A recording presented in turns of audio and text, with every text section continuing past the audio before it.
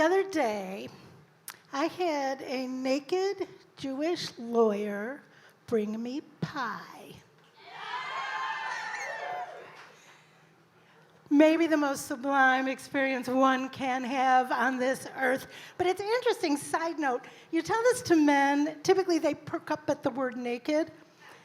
And you tell it to women, and they're like, what kind of pie?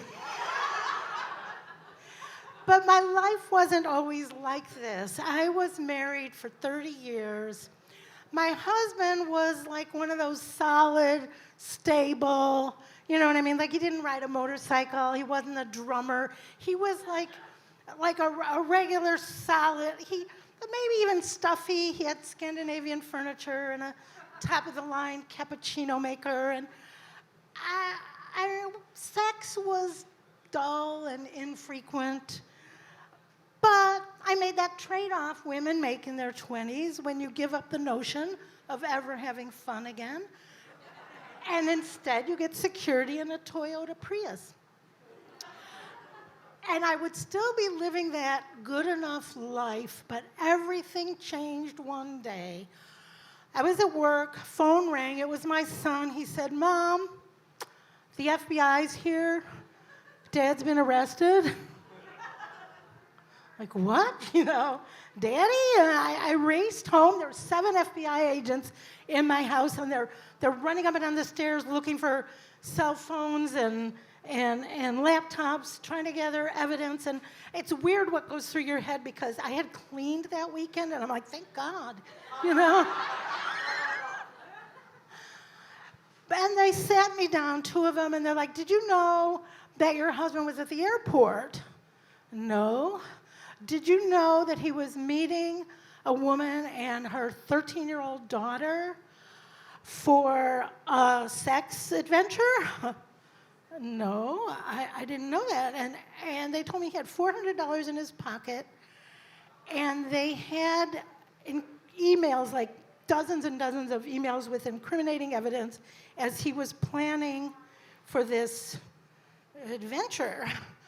And I wasn't mad because I was in shock because it didn't fit with this guy I had been with for 30 years. It just didn't make any sense.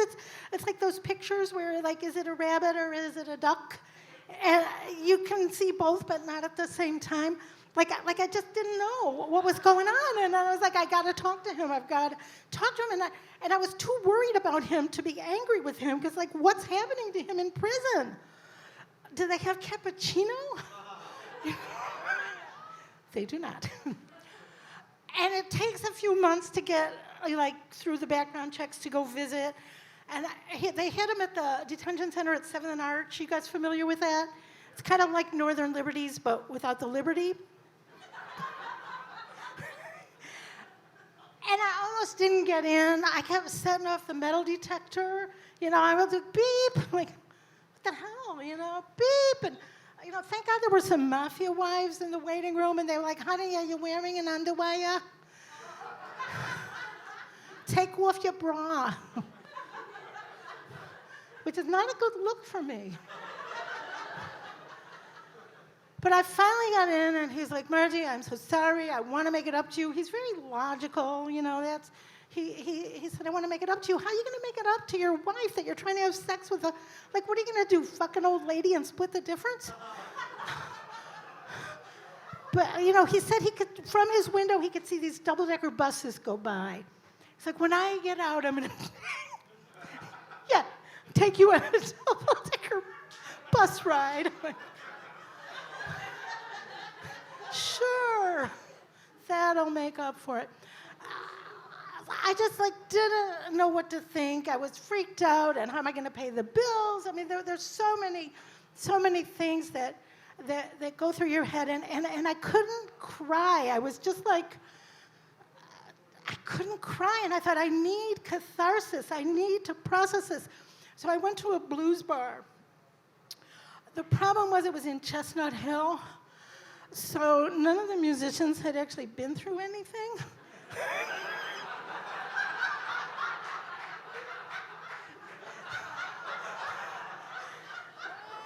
So it was like, you know, was mildly inconvenienced, and it's like, and I was like, I need catharsis, so I started singing like, take another little piece of my heart, and they were like, ma'am, you have to shut up. I said, well, give me something I can wallow in. They said, either be quiet or leave, so I left, and so I was sitting on the curb outside of the Mermaid, and I thought, this is my lowest point ever. I've been kicked out of a blues bar for being too sad. But the thing is, when you hit bottom, there's nowhere to go but up. And I thought, my old life is not coming back. I get to design a new life. And for 30 years, I have been organized around someone else's needs, organized around my family. I'm going to have a new life organized around music, sex, and brunch.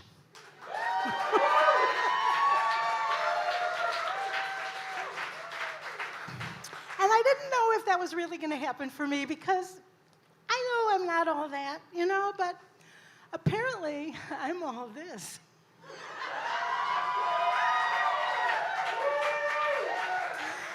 So the moral of this story, if you are ever at your lowest point ever, keep the faith, because if you just keep going, at the end, there might be a kinky Jewish lawyer feeding you pie.